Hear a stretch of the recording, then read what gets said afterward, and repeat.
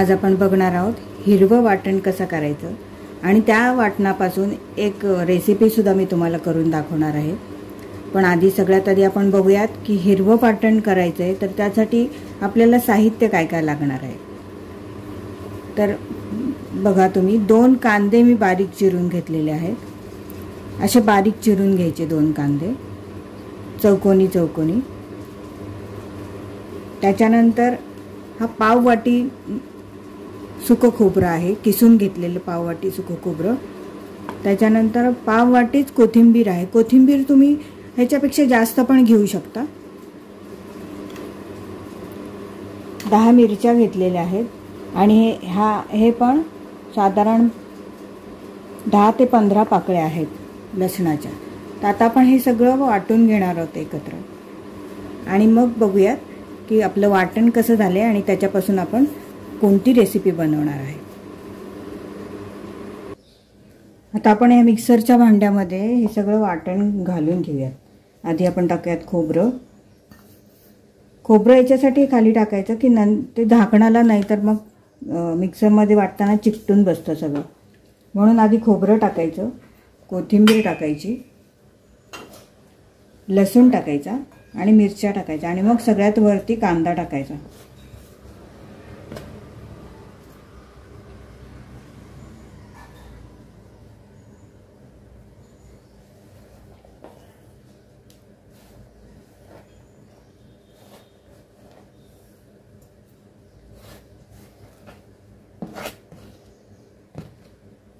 आणि वाटताना तुम्ही थोडंसं मीठ टाकलं तरी चालणार आहे।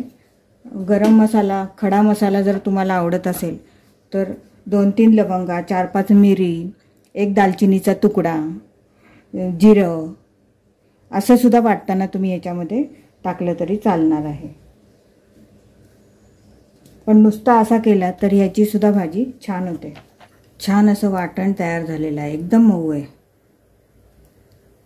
बघू शकता तुम्ही, एकदम सॉफ्ट असं झालेलं आहे। असं हिरवं दिसतं ते वाटण।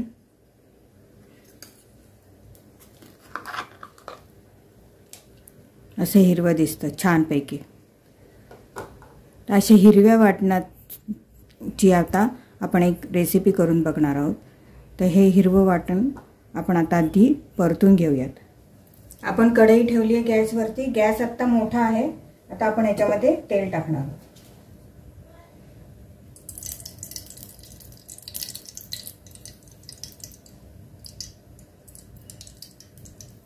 तुमची जेवढी भाजी आहे तेवढं तेल तुम्ही टाका आणि तेवढंच वाटण तुम्ही घ्या। माझं पावशरचं प्रमाण आहे, शिवानी मी 3 ते 4 डाव, हे छोटे 3 ते 4 डाव तेल आता घेणार आहे।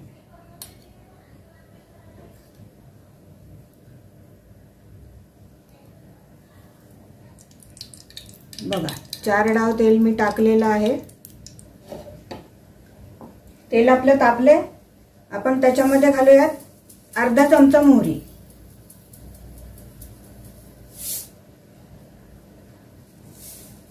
बघा हा एक टीस्पून आहे, ह्याचा निम्मा मी मोहरी घालते। गॅस बारीक करायचा। आता मोहरी तडतडली आहे आपली।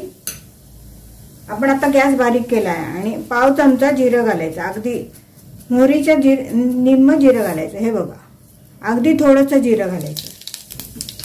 जिरं पण तडतडलंय आपलं। आता आपण आपल्या भाजीला जेवढं वाटण पाहिजे तेवढं घेणार आहोत।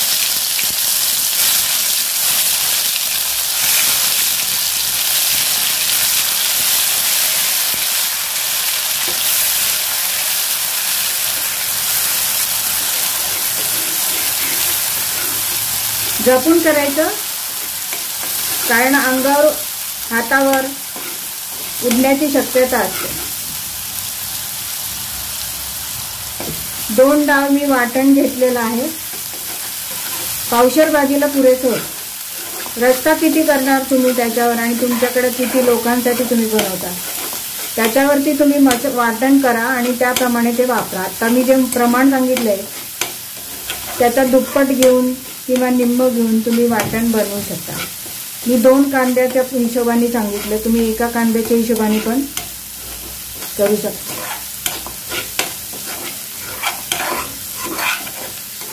याच्यामध्ये टोमॅटो येत नाही आणि आलं पण येत नाही. हिरवी मिरची, लसूण असतं, जिरं असतं, मोहरी असते, कोथिंबीर, मिरच्या.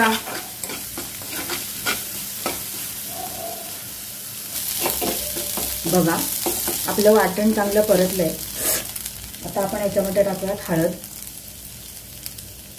एक छोटा अर्धा चमचा हळद टाकली आहे मी.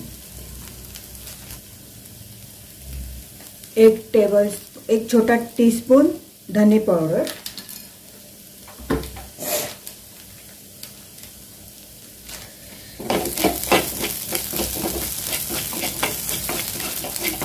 गॅस एकदम कमी ठेवायचा यावेळेस. आणि पाव चमचा आपण जिरे पूड टाकणार आहोत. आपण फोडणीत जिरे टाकलं होतं म्हणून आता थोडंसंच टाकायचं.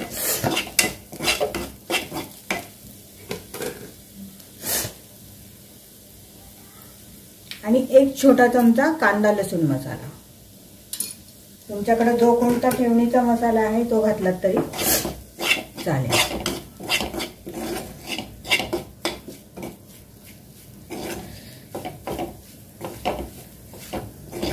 तर याच्यामध्ये आपण घालूयात पाणी.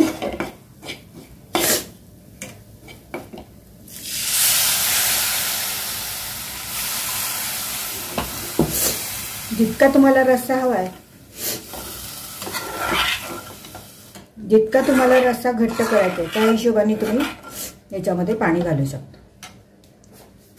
आणि थोडासा रस्स्याला घट्टपणा येण्यासाठी एक चमचा तांदळाचं पीठ असं पाण्यामध्ये कालवून ते तुम्ही याच्यामध्ये घालू शकता. त्याच्यामुळे रस्स्याला दाटपणा येईल. नसेल तुम्हाला आवडत, नाही घातलं तरी चालेल.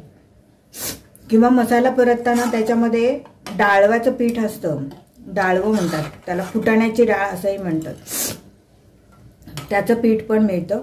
ते एक चमचा घातलं तरी चालेल, कारण ते भाजलेलं असतं, त्याला काही भाजायची गरज नसते.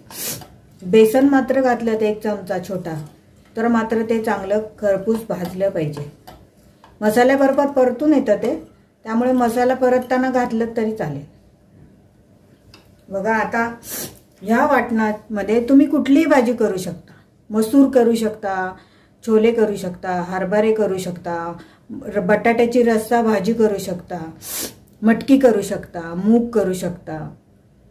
या वाटणाच्या पासून तुम्ही अगदी कुठलीही भाजी, वांग बटाट्याचा रस्सा करू शकता, फ्लावर मटार करू शकता, कुठलीही भाजी करू शकता. गवारीची रस्सा भाजी सुद्धा या मसाल्यात गवार टाकून निवडलेली स्वच्छ धुवून घ्यायची कुठलीही भाजी आणि टाकायची आणि शिजवून घ्यायची. बस. कुठलीही याला हिरवं वाटण म्हणतात. या हिरव्या वाटणाची चव वेगळी असते.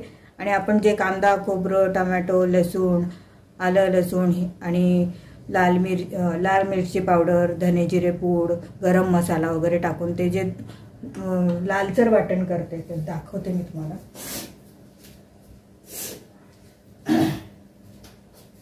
हे वाटण वेगळं असतं, हे लाल वाटण आहे, याला म्हणतात लाल वाटण.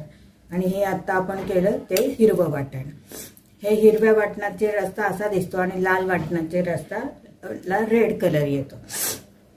तर लाल वाटण मोस्टली ह्याच्यामध्ये तुम्ही चिकन सुद्धा करू शकता. हिरव्या वाटणातलं चिकन, हिरव्या वाटणातलं मटण, सुकट, बोंबील रस्सा, ओले बोंबील, कोळंबी सुद्धा तुम्ही, प्रॉन्स सुद्धा तुम्ही या करीमध्ये करू शकता. इतकी ही मल्टीपर्पज अशी ही ग्रेव्ही आहे. तुम्ही याच्यामध्ये कोणतीही भाजी करू शकता. तर आज मी तुम्हाला दाखवणार आहे पावट्याची भाजी. आता पावटा कसा असतो कदाचित म्हणजे बऱ्याच जणांना माहिती असेल, पण काही जणांना नसतं माहिती भाज्या काही. तर हा असा पावटा असतो. बघा, ही पावट्याची शेंग आहे. असा पावटा असतो. ह्याच्यातली शेंग काढून घ्यायची. हे बघा, अशी सोलून घ्यायची. असा ह्याला ओला पावटा, हिरवा पावटा असं पण म्हणतात. बघा, असा पावटा घ्यायचा. जितक्या लोकांसाठी करायचंय ते तितक्या लोकांच्या हिशोबाने तुम्ही असे पावट्याचे दाणे घेऊ शकता आणि ते स्वच्छ धुवून घ्यायचे. त्याच्यामध्ये तुम्ही बटाटा घालू शकता। पावट्याबरोबर मटार चांगलं नाही लागत बरं का। पावट्याची चव पूर्ण वेगळी असते आणि मटारची चव पूर्ण वेगळी असते। तुम्ही पावटा बटाटा, पावटा फ्लावर बरोबर पावटा किंवा बटाट्याबरोबर पावटा, वांग्याबरोबर पावटा, पावटा आणि वांग्याची भाजी पण करतात बघा।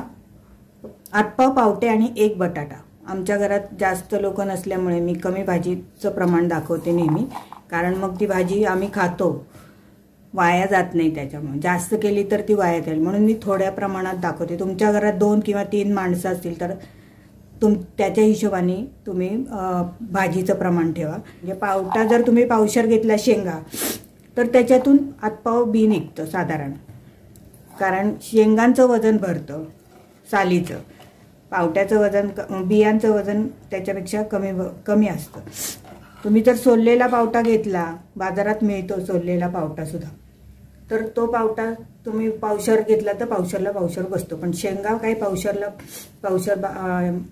शेंगा आणल्या तर त्याच्यातनं पावशर बिया निघत नाहीत पावट्याच्या। तर तुम्ही त्या हिशोबाने पावटा भाजी घ्या। आता मी हे याच्यात टाकते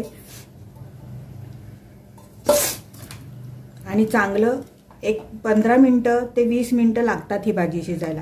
कुठलाही मटार, ओला वाटाणा किंवा ओला पावटा आणि फ्लावर यांना शिजायला कमी वेळ लागतो। भिजवलेले जे कडधान्य असतील तर त्यांना जरा शिजायला असं वर शिजायला वेळ लागतो आणि कुकरमधनं शिजवून घेतलं तर त्याची चव बदलते। पावटे सुद्धा मिळतात सुकवलेले, ते सुद्धा भिजवून त्याची सुद्धा भाजी करतात, त्याची चव वेगळी लागते। आणि ओला मटार, ओला पावटा याची चव पूर्णपणे वेगळी लागते। त्या सीझनमध्ये जेव्हा तुम्हाला या भाज्या मिळतात त्या सीझनमध्ये नेहमी खाव्यात। आता ही असं पावटा आणि बटाट्याचा रस्सा आपण करतो आहोत। हे शिजलं की मी तुम्हाला दाखवते। तर त्या हिशोबाने मीठ घालायचं। मी अर्धा टीस्पून घालते किंवा तुम्ही 1 टीस्पून घातलं तरी चालेल। मीठ नंतर तुम्ही परत पाहून घालू शकता शिजल्यावर भाजी। आता शिजण्यापुरतं मी थोडंसं अर्धा चमचा घातलंय मीठ।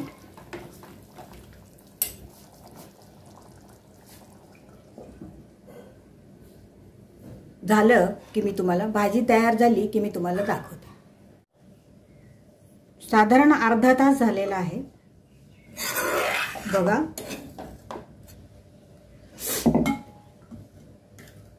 तुम्ही बघू शकता रस्सा किती घट्ट आहे ते, एकदम पातळ झालेली नाही। रस्सा आणि भाजी वेगळं वेगळं दिसत नाहीये कुठे। आता आपण भाजी शिजली आहे का ते बघूया। बटाटा तर शिजलेलाच असणार, आपल्याला फक्त पावटा शिजलाय का ते बघायचं। तर पावटा कसा बघायचा, तर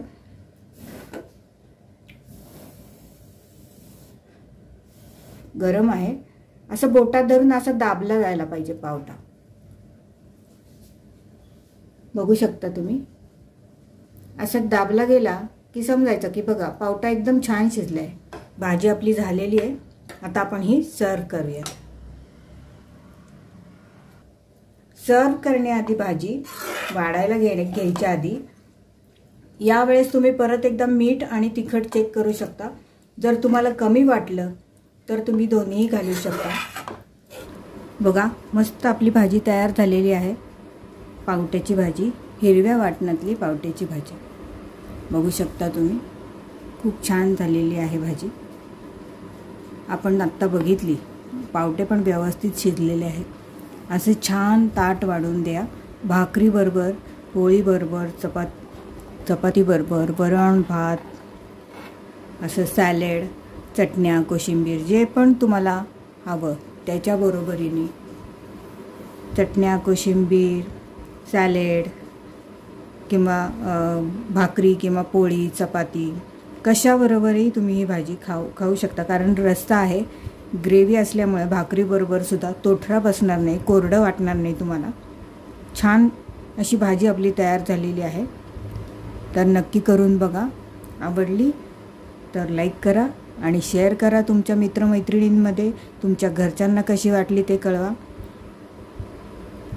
आणि अशाच नवनवीन रेसिपी बघण्यासाठी पुन्हा भेटूयात नवीन एक रेसिपी घेऊन. धन्यवाद.